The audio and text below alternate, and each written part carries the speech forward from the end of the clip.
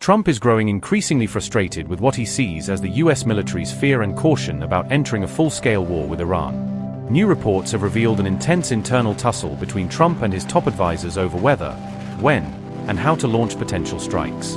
He is said to be annoyed that his team cannot present truly effective military options that would deliver a quick, decisive outcome. A fresh revelation from his special envoy has added to the drama. Trump is surprised that Iran has not blinked or surrendered yet. Military leaks say America's top general has serious reservations about a war with Iran, and has quietly advised caution behind closed doors. Trump is now trying to limit the political damage from those leaks about General Dan Kane, pushing back hard against claims that his top officer is against an Iran war. US President Trump is reportedly growing frustrated with the constraints on using force against Iran, believing those limits undermine his leverage and image of strength. This development was reported by CBS News on February 22nd to 23rd, citing multiple anonymous national security sources familiar with the internal debates.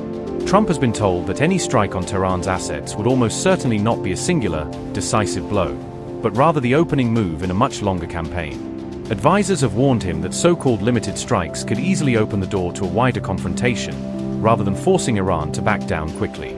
A broader confrontation, they caution, risks drawing US forces into a prolonged conflict across an already restive Middle East, with escalation hard to control.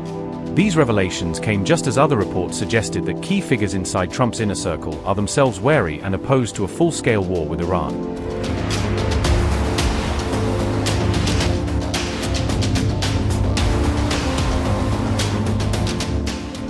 Trump's top general, chairman of the Joint Chiefs of Staff General Dan Kane, has reportedly warned the president directly against rushing into a conflict with Iran. Kane is said to have told Trump that there would be significant costs if the United States attacked Iran, not only in casualties but in overall military readiness. According to the Wall Street Journal and other outlets, Kane's warning focused on the severe depletion of US munitions and high-end weapon stocks after years of heavy use. He stressed that the US might end up expending large amounts of air defense munitions, systems that are already in limited supply and cannot be quickly replaced. Kane further warned that burning through those significant weapons could seriously curtail America's ability to counter China in a future war over Taiwan or elsewhere in the Indo-Pacific.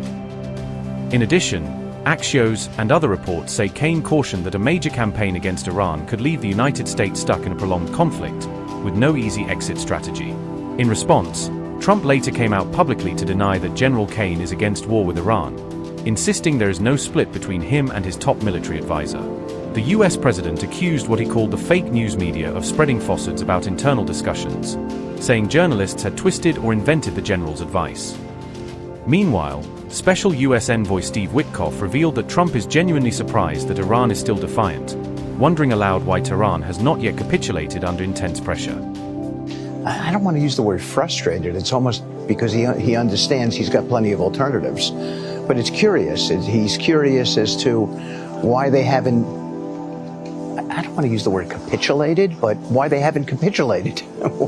Why under this sort of pressure with the amount of sea power, naval power that we have over there, why they haven't come to us and said, we profess that we don't want a weapon, so here's what we're prepared to do, and yet it's hard to sort of get them to that place. They've been enriching well beyond the number that you need for civil nuclear. It's up to 60%. They're probably a week away from having industrial grade bomb making material, and that's really dangerous.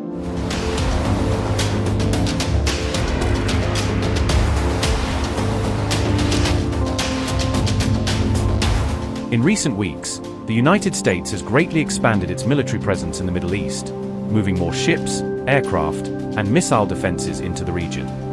America's largest and most advanced warship, the USS Gerald R. Ford, has also been deployed closer to Iran as part of this military buildup. The USS Gerald R. Ford arrived in port at Suda Bay on the Greek island of Crete on February 23rd, placing the carrier at a key gateway to the eastern Mediterranean. The island hosts a major NATO military base, making it a strategic facility for projecting air and naval power into the Middle East and beyond.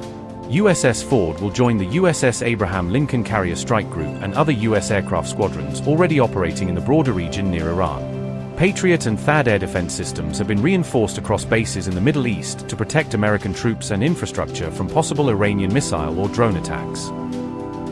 Pentagon officials say these deployments are defensive in nature, arguing that the buildup is meant to deter escalation rather than to signal an immediate push for war.